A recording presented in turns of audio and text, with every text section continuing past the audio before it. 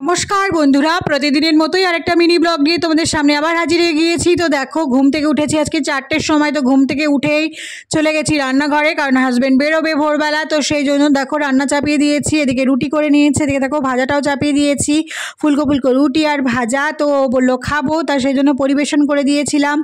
तारपरे बोललो खाबो ना, चाटाई खाबे। तो सेई जोन्नो चाटा ओके दिलाम।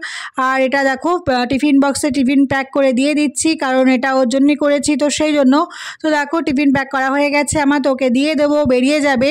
তারপর দেখো আমি রান্নাটাও করে নেবো ঝটপট, কারণ আজকে পুজো দিতে যাব। সেই জন্য একটুখানি রান্নাটা ঝটপট না করে নিলে দেরি হয়ে যাবে। তো দেখো এদিকে রান্নাটাও চাপিয়ে দিয়েছি। বেগুনটা ভালো করে কেটে লবণ আর হলুদ দিয়ে রেখেছিলাম, কারণ এভাবে ভাজলে তেলটা কম লাগে জানো তো। তো সেই জন্য তো দেখো এদিকে আলুটাওকেও লবণ আর হলুদ দিয়ে ভালো করে মিশিয়ে রেখেছিলাম, যাতে লবণটা ভালো করে ঢুকে যায় আলুতে। তো দেখো এদিকে আমার আলু ভাজা বেগুন ভাজা হয়ে গেছে। তারপর ডালটাও করে নিয়েছি। এদিকে সয়াবিন আলুর তরকারি আমার রেডি। তো কী কী রান্না করেছি তোমাদেরকে বলে দিই। তো ছেলের জন্য দেখো আঝালা সয়াবিন আলুর তরকারি, আমাদের জন্য ঝাল দেওয়া সয়াবিন আলুর তরকারি করেছিলাম। আর করেছিলাম দেখো ডাল, এটা ছিল পেঁপে দেওয়াও ছিল, আলু দেওয়াও ছিল, কারণ ছেলে খাবে। তারপরে দেখো ভাজা করেছি 2 রকমের, বেগুন ভাজা আলু ভাজা। তো এটাই ছিল আজকের মেনু।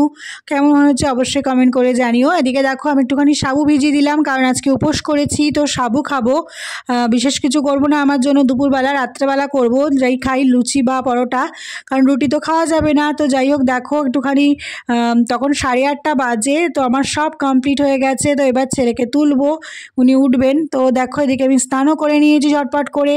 স্নান করে তারপরে পুজো দিয়ে নিচে নেমে এসেছি। তো দেখো আমার ছেলে এখন উঠছে, কারণ ওকে তুলে ফ্রেশ করিয়ে একটু খাইয়ে তারপরে একটুখানি আঁকতে দিয়ে আসতে হবে, কারণ আজকে আঁকা আছে, ওর এক্সট্রা ক্লাস আছে। তো সেই জন্য ওকে দেখো আঁকতে দিয়ে আসবো বলে রেডি করে দিয়েছি। তো ওকে আঁকতে দিয়ে আমি তারপরে পুজো দিতে যাব। তো দেখো পুজো দিতে চলে গেছি। তো অবশ্যই তোমরা একটু দর্শন করে নিও ঠাকুরের। তো দেখো এদিকে বাড়িতে আসার পরেই প্রতিদিনের মতো লাঞ্চ থালিটা তোমাদের সামনে সাজিয়ে দিলাম স্যালাড দিয়ে। তো এই লাঞ্চ থালিটা আজকে তো ওর পাপা খাবে না, কারণ ওর পাপা বাড়িতে নেই। তো সেই জন্য তো দেখো ছেলেকে দেবো। তো যাই হোক দেখো এত কিছু তো খাবে না, ও খাবে আলু ভাজা ডাল, ব্যাস আর কিছুই না। তো যাই হোক দেখো লাঞ্চ থালিটা কেমন হচ্ছে অবশ্যই কমেন্ট করে জানিও। এটাই ছিল আজকে নিরামিষ লাঞ্চ থালি। তো আজকে শনিবার, আজকে সব কিছু নিরামিষ। তো আমি খেয়েছিলাম সাবু। তো ব্লগটা কেমন লাগলো অবশ্যই কমেন্ট করে জানিও। আজকের মতো টাটা, সবাই খুব ভালো থেকো, সুস্থ থেকো।